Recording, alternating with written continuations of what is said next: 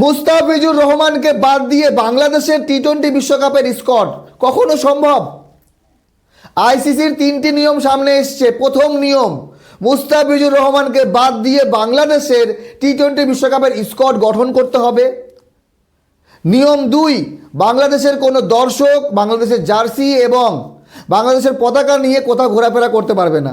নিয়ম 3, বাংলাদেশের নির্বাচন যত কাছে আসবে তত ঝুঁকিপূর্ণ হবে বাংলাদেশের বিশ্বকাপ খেলা ভারতের মাটিতে। যদি এই 3টি নিয়ম মানতে পারে তাহলে বাংলাদেশ নিশ্চিন্তে ভারতের মাটিতে বিশ্বকাপ খেলতে পারবে। এই রকম একটি ফরমান নাকি এই রকম একটি চিঠি দেওয়া হয়েছে বিসিবিকে।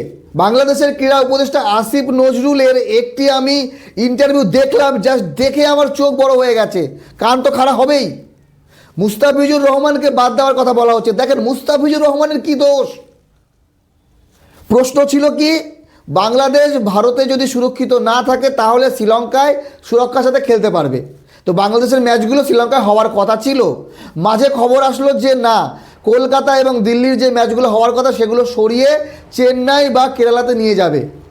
কিন্তু এখন যে আপডেট দেখেন, একেবারে মিথ্যা মনে হয় না, তা না হলে প্রেস কনফারেন্সে এসে এরকম কথা বলা যায় না। কিন্তু এটা কখনো সম্ভব?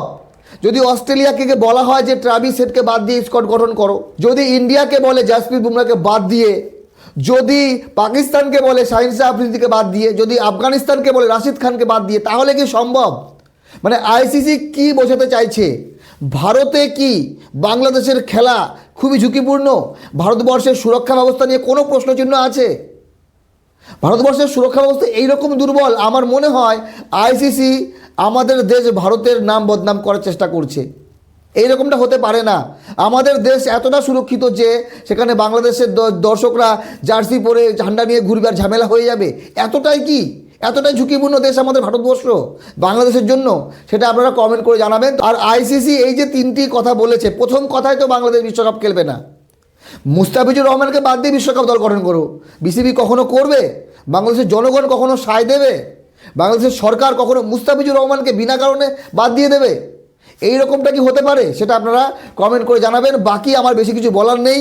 মুস্তাফিজুর রহমান, কেকেআর, আইপিএল, বিশ্বকাপ, বাংলাদেশ, ভারত, এই যে সমস্যার জটলা পেকেছে, এটা আইসিসি সমাধান করতে পারবে না। এটা সমাধান করতে হলে বাংলাদেশ সরকার এবং ভারত সরকারকে এক জায়গায় বসে এই সমস্যার সমাধান করতে হবে। আমাদের ভারতবর্ষের সুরক্ষা ব্যবস্থা নিয়ে এত বড় প্রশ্ন তুলছে আইসিসি। একবার চিন্তা করেন যে ভারতের মাটিতে মুস্তাফিজুর রহমান খেললে সমস্যা হবে। এইরকম। ভালো থাকবেন সবাই, ধন্যবাদ।